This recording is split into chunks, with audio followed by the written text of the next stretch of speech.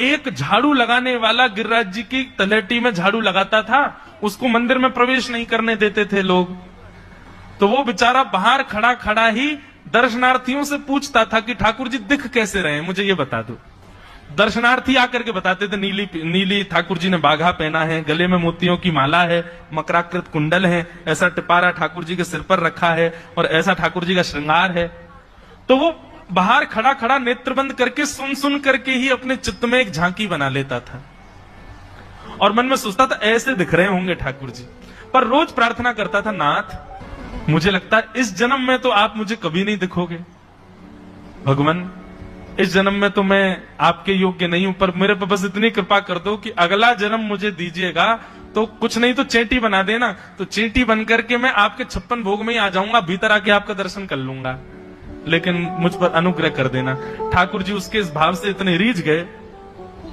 गोविंद दास को बोला था कि दाल बाटी खाने आएंगे, अब मंदिर बंद करके सब तो चले गए वहां से, सब लोग भोजनालय में भोजन प्रसाद पाने लगे। ठाकुर जी मंदिर से निकले अचक करके बाहर, जैसे बाहर निकल करके आए तो गिरिराज पर्वत के नीचे वही झाड़ू लगाने वाला नेत्रों से आंसू बह रहे थे, ठाकुर जी का चिंतन कर रहा था, आज ठाकुर जी ऐसे दिख रहे हैं। उसने जैसे नेत्र उठा करके ऊपर देखा तो नीला बाघा पहना है, मोतियों की माला पहनी है, मकराकृत कुंडल पहना है, चांदी का मुकुट चमक रहा है मस्तिष्क पर, ठाकुर जी के केश घुंघराले लहरा रहे हैं और ठाकुर जी अपना एक पाम हाथ में पकड़ करके और एक पैर पर लंगड़ी जैसे खेलते हैं ऐसे ठाकुर जी कूद रहे हैं यहां से वहां।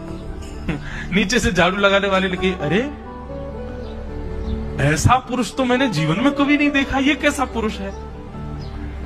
नीचे से ठाकुर जी को देखने लगा, अब स्वरूप उसको पता था तो उसने कही जरूर ठाकुर जी होंगे, वहीं से प्रणाम कर। ठाकुर जी बोले प्रणाम कर रहा हूं, दारी के जल्दी ऊपर आ, कांटो लगो मेरे पाम में, या को निकार।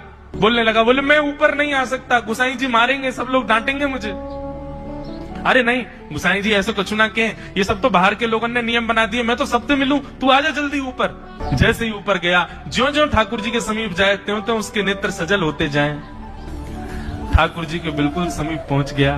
भगवान बोले, देख काई को रहो भैया, जल्दी कर, मेरे पाम में कांटो लगो या को निकार। जिन चरण कमलों के स्पर्श के लिए सदा लक्ष्मी लालायित रहती है, ठाकुर जी ने उसकी गोद में अनायास अपने चरण रख दिए। बोले जल्दी कांटो निकार, कांटो लगो मेरे पाम में।